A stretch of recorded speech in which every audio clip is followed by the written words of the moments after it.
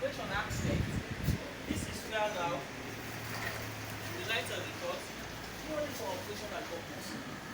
Like for example, you want to write about an investigation report.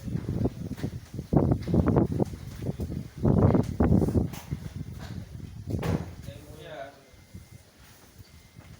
like site assessment. That is very good. How about bring the reality of what you want to office and we actually need for our now, say for example, the investigation report.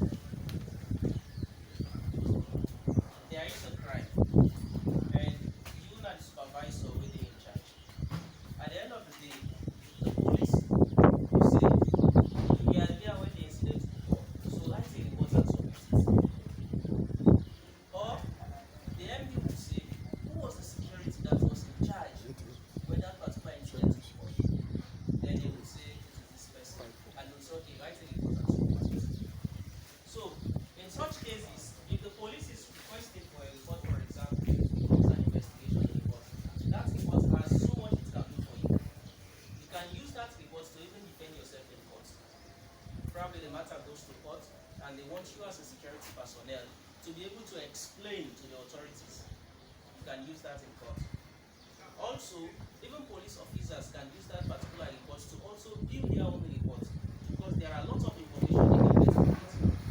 So at the end of the day, what will happen? In doing your investigation report, you have what we call abstract.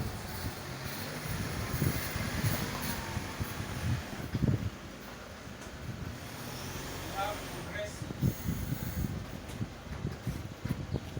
Then you have conclusive. Now when you see an abstract, then an executive you want to explain. If it just don't happen, taking a very specific for example, came this morning and you end up realizing that there were some items that were now you want to like report to management that I took up duty this morning and the first aid kit which I handed over yesterday to the night shift guard by the name of so person, this morning has not been handed over to me. According to the explanation from the relieving guard or the night shift guard, he said this or that actually happened. So that summary is just for explain. Then they call an abstract. Then whereas if we talk about progressive, this normally, if there is a case that is being investigated, either in court or at the police station, let us say the CIA, you can write a progressive report. The progressive report mainly is like telling people the stages the case is actually going through. You can tell and say, okay, the police are done at the site, they investigate, they ask questions, they take names, this and that. One aspect of that report don't go. Then probably after a week, they invite you at the station. But we'll get further evidence and we'll go talk to some people. You take those things also, then you write a report on it and you send. So it's a progressive one. Stages by stages as the investigation progresses. So at the end of the day, you will then do what? Your conclusive report when the case ends. Enter ending now, they don't get the evidence, they don't charge you for charge, everything has ended. You then do the conclusive one and you submit. So those are the stages. Whereas it's totally different when doing the site assessment and you've been asked to submit a report. Because that one is not an incident. That one is not an investigation. It is you going down to the field, you've done your investigations, you've done your observations, from now on you sit and you want to submit it to management. So in this case, you'll have a title page. The report will have a title. Yeah? Then you'll have an executive summary.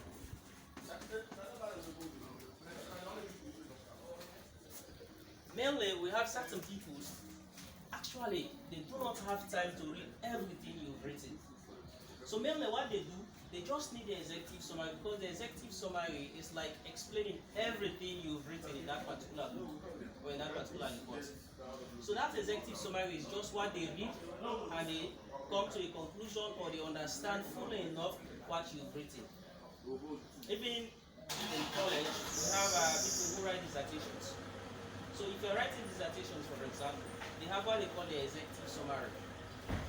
Here, you explain everything developed in that particular document. So some people will just read that aspect and they are done. So you have your executive summary, but then also an introduction. You start by introducing your company, and then you continue by actually giving the background of what led to that particular site assessment you've done. Then, having done your introduction, you will have your observations. When you went to the site, what were the things you observed?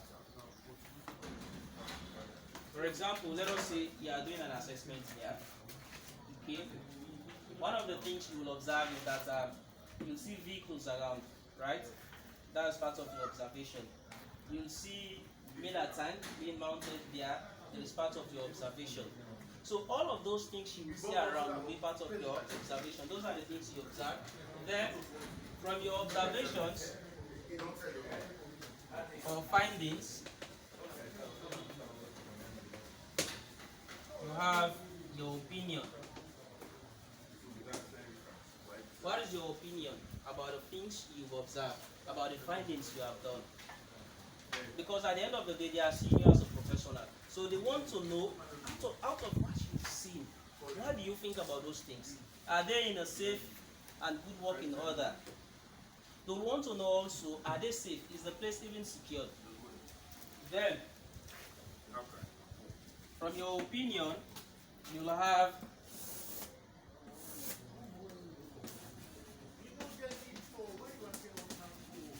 your conclusion and what you recommend, because we want to know what are your recommendations.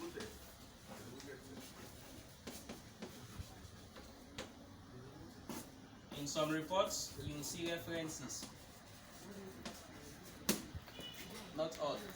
So at the end of the day, you've seen the stages you're going through. So you can see that if it is an investigation, it is different from doing an assessment. Because in doing an investigation report which you want to submit, it's just like writing a letter. A formal letter, for example. It's just like writing a formal letter because you're actually trying to explain the incident that occurred, the investigations that were done. Whereas in the site assessment now, it's like a full document, just like when somebody does a research and the person wants to present what he or she has researched. So probably you've known the two differences, eh?